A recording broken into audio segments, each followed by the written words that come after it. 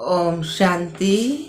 आज बाबा के 15/2/2023 के महावाक्य प्रातः मुरली। ओम शांति।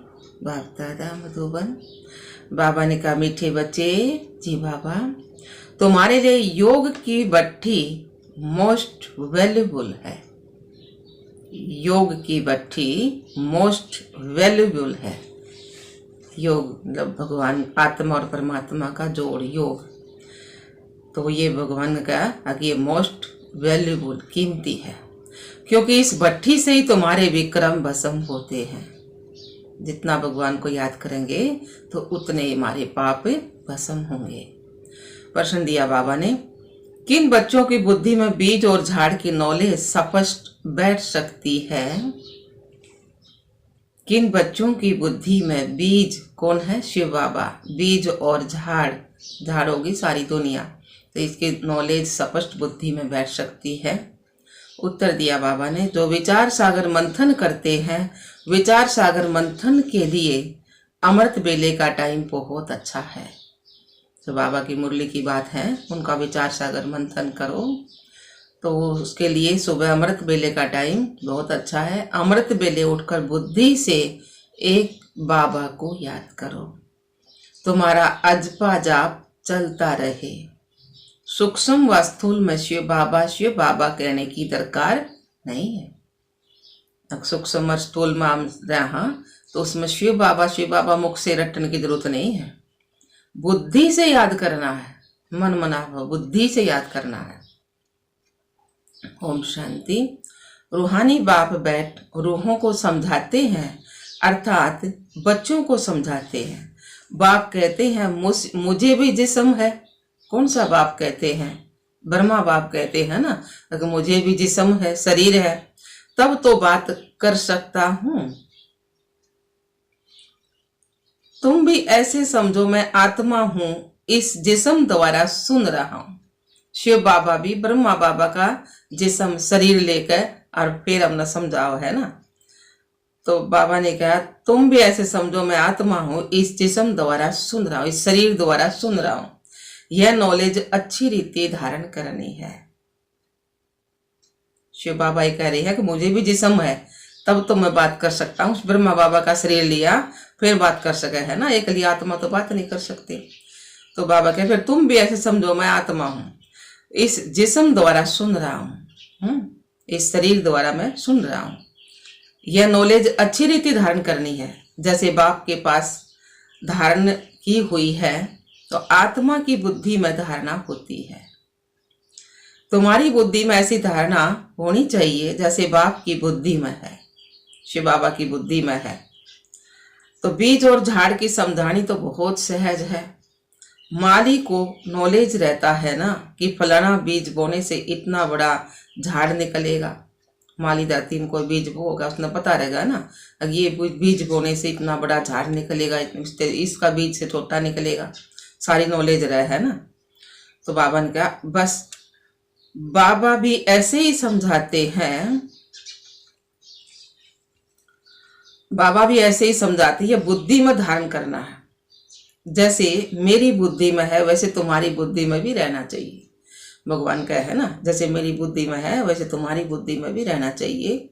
वह रहेगा तब जब विचार सागर मंथन करेंगे। विचार सागर मंथन करने का समय सवेरे का बहुत अच्छा है। सुबह 4 बजे का टाइम बहुत अच्छा है। उस समय धंधा आदि कोई नहीं रहता है ना। भक्ति भी मनुष्य सवेरे करते हैं, यहाँ वहां जाते रहते हैं, वह बैठकर कोई नाम जपते रहते हैं, वह गीत गाते हैं, आवाज करते हैं ना भक्ति में। तो बाबा ने कहा, कोई तो अंदर ही अंदर राम राम भी रटते हैं, यह भक्ति का अजपा जाप होता है। कोई माला भी फेरते रहते हैं। तुमको शिव शिव भी कहना नहीं है, मुख से शिव शिव भी नहीं कहना है। जो लोग भक्ति में करते वह ज्ञान में नहीं होना चाहिए। बहुतों को आदत पड़ी हुई है शिव शिव सिमरन करते होंगे, शिव शिव सिमरन करते होंगे। तुमको शिव शिव ना स्थूल में और ना सूक्ष्म में जपना है, हमने तो बुद्धि से याद करना है ना। तुम बच्चे जानते हो ये हमारा बाप आया हुआ है, आएगा भी जरूर कोई शरीर में। आया भी है तो ब्रह्मा के शरीर में आया है, उनका कोई अपना शरीर तो नहीं है ना, वह पुनर्जन्म रहित है। शिव बाबा इस आगन चक्कर है पुनर्जन्म तो रहित है ना। पुनर्जन्म मनुष्य सृष्टि में होता है। विष्णु के दो रूप लक्ष्मी नारायण हैं, तो देव देव महादेव कहते हैं। ब्रह्मा और विष्णु का आपस में कनेक्शन है, शंकर का कोई कनेक्शन नहीं है, है ना। ब्रह्मा सो विष्णु, विष्णु सो ब्रह्मा बनता है ना, तो बाबा ने कहा शंकर का कोई कनेक्शन नहीं है, इसलिए उनको बड़ा रखते हैं। उनका पुनर्जन्म भी नहीं है, शंकर का कोई पार्ट नहीं है ना, कोई रोल नहीं है। ये तो समझाने के लिए बाबा ने दिखा रखा है ना, शंकर दुनिया भगवान का है, लेकिन शंकर का कोई पार्ट नहीं। शंकर कौन है? बम बनाने वाली दुनिया। शंकर कौन है? सारी दुनिया कहे ना, शंकर की तीसरी आंख खुल लगी तो सृष्टि का विनाश होगा। तो तीसरा नेत्र खुल गया ना हमारा आत्मा का, तो शंकर में सब आ गए ना। तो बाबा ने क्या, हाँ, इसलिए उनको बड़ा रखते, उनका पुनर्जन्म नहीं, उनको सूक्ष्म शरीर मिलता है। शिव बाबा को सूक्ष्म शरीर भी नहीं है, इसलिए वह सबसे ऊंचे तो ऊंच है, वह बेहद का बाप है। बच्चे जानते हैं बेहद के बाप से हम बेहद सुख का वर्षा लेते हैं। बाप की श्रीमत पर तुमको पूरा चलना है, जो खुद याद करते हैं औरों को भी याद कराते हैं। वह जैसे बाबा के मददगार हैं। बाप और वर्षे को याद करना है, बच्चों को समझाते रहते हैं कि तुम्हारे अब 84 जन्म पूरे हुए। सतयुग, त्रेता, द्वापर, कलयुग, ये इसमें सारे 84 जन्मों हैं, ये सब पूरे हुए। तो बाबा ने कहा बाकी थोड़ा हा टाइम है। नाटक में एक्टर समझते हैं अभी बाकी आधा घंटा है। हद के नाटक फिल्म बनाओ है ना, तो उसमें समझे है ना कि बाकी आधा घंटा और रह गया, फिर अपने ड्रेस बदल कर अपने घर चल रहे। तो बाबा ने कहा हाँ, वे समझेंगे ना एक्टर, बाकी अभी आधा घंटा फिर घर जाएंगे। टाइम देखते रहते हैं, तुम्हारी तो बेहद की बहुत बड़ी घड़ी है। समझाया है कि अब घर चलना है, हमारा घर की इच्छा है, ऊपर परम धाम आत्मा का घर है ना। तो बाप को याद करने से तुम्हारे विक्रम विनाश होंगे। और कोई शास्त्रों में ऐसा सहज योग है नहीं, वह तो बहुत हठ योग करते हैं, बहुत मेहनत करते हैं, जो तुम माताएं कर ना सको। तुमको हठ योगियों के मुआफिक आसन नहीं लगाना है। जो हठ योगी हैं उनके मुआफिक हमने आसन लगाकर नहीं बैठना है, हमने तो कर्म करते याद करना है ना। हाँ, सभा में ठीक होकर जरूर बैठना है, जो को स्कूल में बैठा करें, सभा में ठीक होकर बैठना है। तुम्हारा राजयोग है, टांग पर टांग चढ़ाकर बैठना। ऐसे राजयोग में बैठने से नशा चढ़ेगा। आलती पालती मारकर बैठे तो ऐसे राजयोग में बैठने से नशा चढ़ेगा। हठ योग में दोनों टांग चढ़ाते हैं। बाबा तुमको तकलीफ नहीं देते हैं। वे तो दोनों टांग ने तो डाके बैठा है ना, एक बार ऊपर उसके ऊपर और बाबा ने कहा मैं तुमको, बाबा तुमको तकलीफ नहीं देते हैं, सिर्फ थोड़ा फर्क रखना चाहिए कॉमन बैठने और योग में बैठने में, है ना। एक तो भाई कॉमन बैठ कर किसी तरह बैठ जाओ, और एक मतलब आलती पालती मार कर बैठ जाओ तो अच्छे लगे ना बैठे। तो यह हमारा राजाई का ढंग है ना। तुम बेहद के बाप द्वारा राजाओं का राजा बन रहे हो। ऐसे बाप को घड़ी घड़ी याद करना है। सतयुग में बाप को याद नहीं किया जाता। क्यों नहीं किया जाता? क्योंकि वहां दुख नहीं है ना किसी चीज का। अपने को किया जाता है। कलयुग में न बाप को जानते न अपने को जानते हो, सिर्फ बाप को पुकारते हैं। अभी तुम अच्छी रीति जान गए हो। बाबा ने बताया ना, कलयुग में न बाप को जानते न अपने आप को जानते, सिर्फ बाप को पुकारते हैं भक्ति मार्ग बजे। अभी तुम अच्छी रीति जान गए, संगम पर अच्छी रीति जान गए बाबा को। और कोई ऐसे नहीं समझते हैं कि बाप बिंदी है। और कोई ऐसे नहीं समझते ना, अग भगवान एक बिंदी है। अति सूक्ष्म भी कहते हैं, फिर कहते हैं हजारों सूर्यों से भी तीखा है। एक सूर्य की रोशनी तो मारता उठती भी कोई ना गर्मी में, और हजारों सूर्य की उठ जाएगी के। तो देखो दुनिया ने कह दे है ना, को तो हजारों सूर्यों से भी तीखा है। हाँ शक्तिशाली तो है ना, लेकिन इतना तेज तो नहीं है तो सहन नहीं कर सके। तो बात मिलती नहीं है। जब कहते हैं नाम रूप से न्यारा है, फिर हजारों सूर्यों से तीखा क्यों कहना चाहिए फिर? ये भी कहते हैं नाम रूप तो भी न्यारा बता दिया, हजारों सूर्यों से भी तीखा क्यों कहना चाहिए? तो नाम रूप तो सहना उसका न्यारा तो को ना। नाम शिव है और रूप ज्योति बिंदु है, और इसका देश का परम धाम रहने का स्थान। तो बाबा ने कहा पहले तुम भी ऐसे समझते थे ना, हम भी अज्ञान में थे, ज्ञान ना था, जब नहीं समझाते जो को शास्त्र हम बता दी नहीं समझ लिया। तो अब बाबा ने बताया, बाप कहते हैं ड्रामा में यह समझानी देरी से मिलनी थी। सूक्ष्म तो सूक्ष्म गहरी बातें समझ कर समझाई जाती हैं। ऐसे नहीं ख्याल आना चाहिए कि पहले हजारों सूर्यों से तेजो में कहते थे, अब फिर बिंदी क्यों कहते हैं। अब आईसीएस पढ़ेंगे तब आईसीएस की बातें करेंगे ना। तो सबसे ऊंची पढ़ाई है भगवान की पढ़ा हम। तो ये बताया ना कि जब आईसीएस की पढ़ेंगे तब तो आईसीएस की बातें करेंगे, पहले कैसे करेंगे? जब हम पढ़ने लग गए तब न पता लग गया ना सारी बातों का।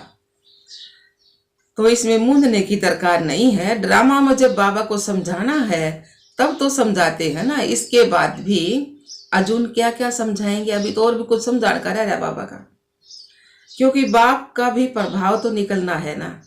जैसे तुम्हारी आत्मा है वैसे वह भी आत्मा है। शिव बाबा भी आत्मा है, परम धाम में रहते हैं, उनको परम आत्मा कहते हैं, है ना। आत्मा तुम्हारी भी इसी है, परमात्मा की भी छोटी सी बिंदु है, लेकिन एक तो बाप और एक बच्चा है ना। परमात्मा तुम्हारा बाप से और हम उसके बच्चे हैं, तो एक से नहीं हुए ना, इस तरह छोटे बड़े नहीं हो गए, बाप और बच्चे बच्चे हो गए ना। तो बाबा ने कहा जैसे तुम्हारी आत्मा वैसे मैं भी, वह भी आत्मा है, वो परम धाम में रहते, उनको परम आत्मा कहते हैं। हम तो सिर्फ आत्मा, और भगवान ने परम आत्मा, परम माने ऊंचा, ऊंचा है ना। तो यहाँ जब आते हैं तो नॉलेज देते हैं। बाप कहते हैं जब पतित दुनिया होगी तब मैं पावन दुनिया बनाने आऊंगा। पुकारते भी हैं ये पतित पावन दुख हरता सुख करता आओ। वह तो संगम पर आएगा, जब रात पूरी होगी तब दिन होगा। रात अज्ञान की रात पूरी होगी जब दिन होगा। तो बाबा ने कहा पुरानी दुनिया का अंत होगा, कर्मातीत अवस्था अंत में होगी ना। और कर्म करते अनुसार याद रखे वह अवस्था अंत में होगी। तुमको रहना ही गृहस्थ व्यवहार में है, छोड़ना भी नहीं है। सन्यासी जो घर बार छोड़ दिया है, हमने छोड़ना नहीं घर, हमने घर में रहते हुए भगवान को याद करना है, सारे काम भी करने हैं, अपनी रचना को भी संभालना है। तो बाबा ने कहा शरीर निर्वार्थ व्यवहार करते हुए कमल के फूल समान पवित्र रहना है। जो अगर कमल का फूल है किचड़े में उगे है ना, और फिर भी कितना ऊपर आकर खिल रहा है, तो उसी तरह भगवान कहते तुमने घर में रहना है और कमल के फूल समान पवित्र बनना है। देवता तो है ही पूर्ण पवित्र, परंतु कब और कैसे बने? जरूर पुरुषार्थ किया तब तो प्रारब्ध पाई ना। जरूर संगम पर अब मेहनत करी जब प्राप्ति पाई ना। पुरुषार्थ अनुसार प्रारब्ध बनी है, जैसा कर्म वैसी प्रारब्ध। जैसा कर्म कराएंगे उसी प्राप्ति मिलेगी। अच्छे कर्म करेंगे तो अच्छी प्राप्ति मिलेगी, ऊंचा देवता बनाएंगे ऊंचे घर में पैदा होंगे, और कम मेहनत कराएंगे तो छोटे घर में आएंगे फिर, है ना। कर्मानुसार से सारा बाबा ने कहे तो चलता ही रहता। अभी तो तुमको कर्म सिखलाने वाला बाप मिला है, तो उनको अच्छी रीति याद करना चाहिए। तुम एडोप्ट बच्चे हो ना। मारवाड़ियों में एडॉप्शन बहुत होती है। तो मारवाड़ी उसी दुनिया है ना, और डाल के मतलब ये भाषा में बोला हुए, उनमें बाबा क्या है, उनमें बहुत ही मतलब गोद ले हैं आपस में। तुम्हारी है, तुम्हारी भी एडॉप्शन है। तुम इनके गर्भ से नहीं निकले हो, है ना। इनके गर्भ से नहीं निकले ना, ब्रह्मा के मुख से जन्म लिया। ब्रह्मा के मुख तो शिव बाबा ने ज्ञान सुनाया, तुम्हारा मुक्त जन्म होया है। तो बाबा ने कहा तुम भी जानते हो। हाँ, बाबा ने कहा तुम इनके गर्भ से नहीं निकले हो। एडॉप्शन में दोनों बाप याद करते हैं, अंत तक जानते हैं कि हम असूल किसका था। अंततः ये जानेंगे ना हम असूल में किसका था बच्चा। तो अब इनकी गोद के बच्चे बने हैं। तुम भी जानते हो हम किसके थे, हम भी रावण के बच्चे थे, इव हम राम के बन गए। भगवान ने ज्ञान दिया तो इव हम राम के बच्चे बन गए ना। और किसके बने हैं, मैं एडॉप्ट हुआ हूं परम पिता परमात्मा के पास, वह है स्वर्ग का रचयिता। तो उनकी रचना कितना समय चलती है, आधा कल्प चलती है ना। नरक का रचयिता कौन है, रावण, उनका भी आधा कल्प राज्य चलता है। आधा कल्प राम का राज्य, आधा कल्प रावण का राज्य। सतयुग त्रेता में तो इस पढ़ाई की प्राप्ति में लगी, उसने कहेंगे राम का राज्य। और द्वापर कलयुग में 5 विकार सब में प्रवेश है तो उसने बोलेंगे रावण का राज्य। तो बाबा ने कहा स्तो प्रधान से तमो प्रधान बनते हैं, समझ की बात है। खुद समझ में न आए तो पूछना चाहिए। जब सूर्य चांद को ग्रहण लगता है तो कहते हैं ना दे दान तो छूटे ग्रहण। कहेंगे ना तूड़ा दाने गाल दो तो दे दान तो छूटे ग्रहण। तो बाबा ने कहा ये कौन सा दान देना, हमने 5 विकारों का दान देना है। 5 विकार छोड़ेंगे ना जब हमारा ग्रहण उतरेगा। भक्ति मार्ग में तो दूसरे तरह कह जाए ना, तो ग्रहण लग रहा है 5 विकारों का। तो बाबा ने कहा सूर्य चांद को माँ बाप कहा जाता है। सूर्य चांद दुनिया कह दे है ना, माँ बाप कह दे हैं। तो यहाँ भी मेल फीमेल दोनों को ग्रहण लगता है। यहाँ भी मेल भी 5 विकार औरत में भी है और 5 विकार पुरुष में भी है। तो मेल फीमेल दोनों को 5 विकार है तो ग्रहण लगता है। तब कहते हैं 5 विकारों का दान दे दो। अब 5 विकार काम क्रोध लोभ मोह अहंकार, ये 5 विकारों का दान दे दो। वह तो वर्ष में एक बारी ग्रहण लगता है। यह तो कल्प की बात है, यह तो 5000 वर्ष की बात है। कल्प माना 5000 वर्ष। बाप आकर एक ही बार दान लेते हैं। मनुष्य बिल्कुल संपूर्ण काले बन गए हैं ना, सबकी आत्मा कति काली बन गई। सतयुग में सोने कैसी आत्मा थी, त्रेता में चांदी कैसी, द्वापर में तांबे कैसी, कल युग में लोहे कैसी आत्मा होगी। जब भगवान आया है जंग जर्जर होगी, कति जंग लग रहा है। दवाई खा खा चाल रहे है ना सब, तो देख लो कति जर्जर हो रही आत्मा, जंग लग रहा है। तो ये भगवान उस जंग न तारन आया है ना। वो उतरेगा भगवान की याद है, ज्ञान था, समझते पढ़ाई पढ़ाएंगे ना जब वो जंग उतरेगी। तो बाबा ने कहा मनुष्य बिल्कुल संपूर्ण काले बन गए हैं।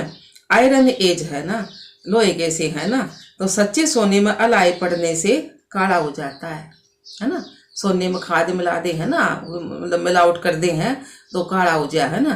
तो उसी तरह आत्मा हमारी सोने कैसी आत्मा थी, उसमें 5 विकारा की खाद पड़ेगी तो काली होगी आत्मा। तो बाबा ने कहा नया घर पुराना घर, नए बच्चे और बूढ़े में फर्क तो है ना। एक तो नए बच्चे और एक बूढ़ा, घना नहीं फर्क हो गया, अंतर हो गया।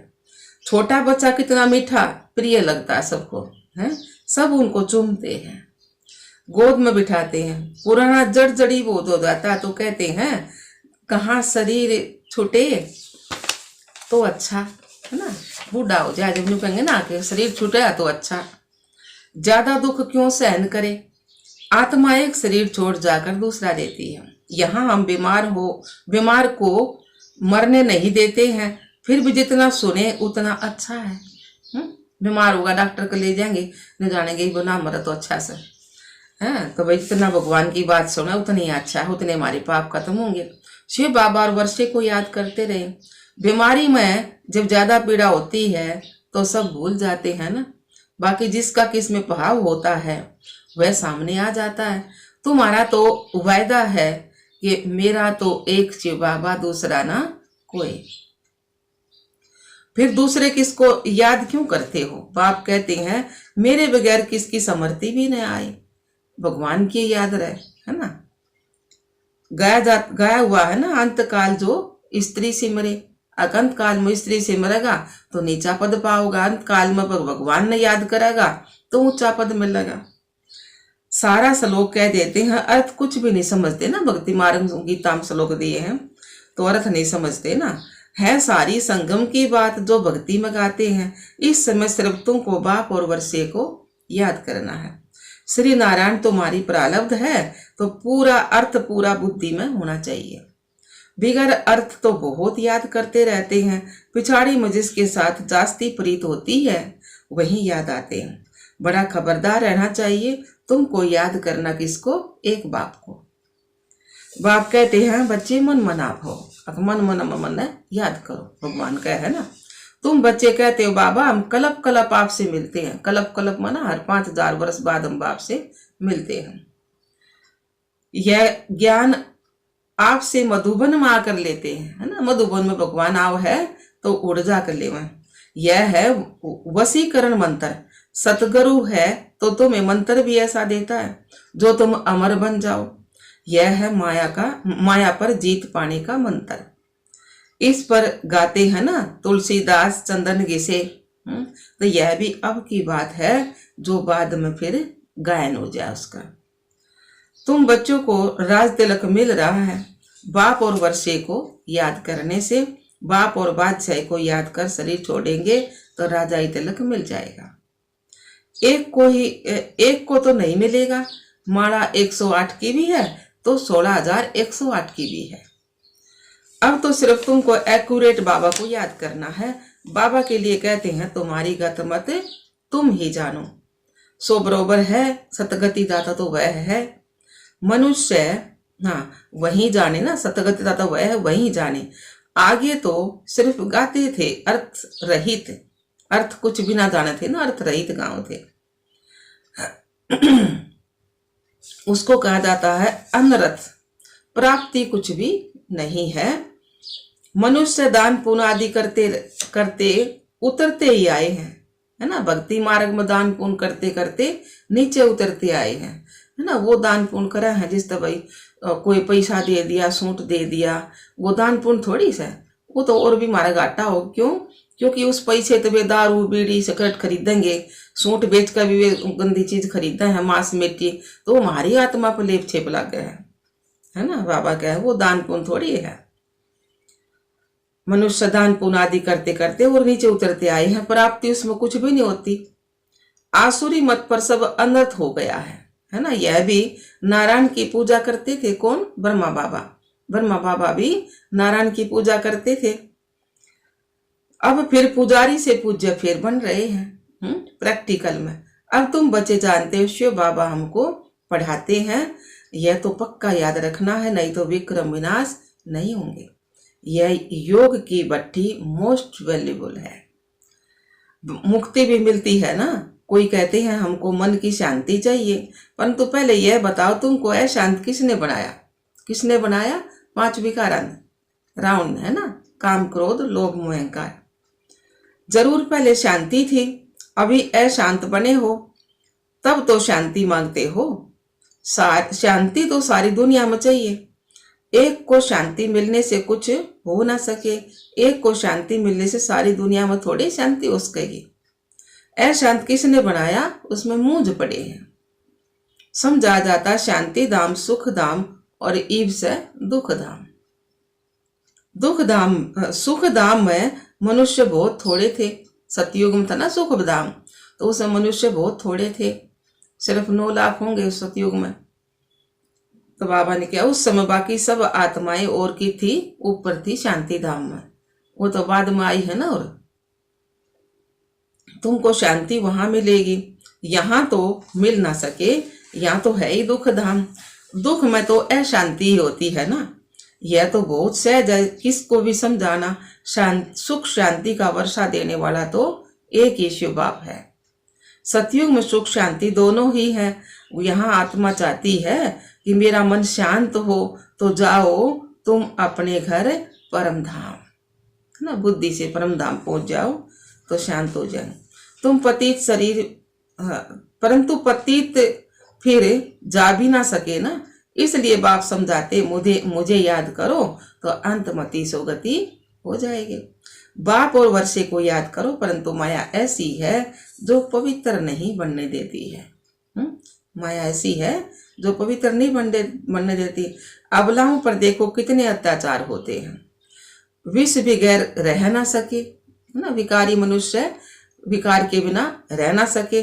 बाबा के पास अनेक प्रकार के समाचार आते हैं।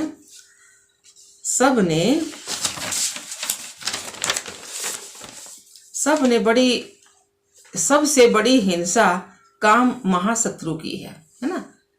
ये बाप कहते हैं बच्चे विष छोड़ो, काला मुंह नहीं करो, तो कहते हैं कोशिश करेंगे।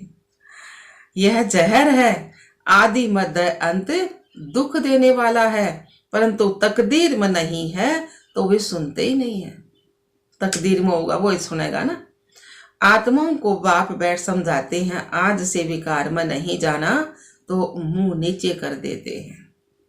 अरे काम महाशत्रु है, यह अच्छा थोड़े ही है, यह है ही विशेष वर्ल्ड, जहरीला वर्ल्ड, सब पतित है ना।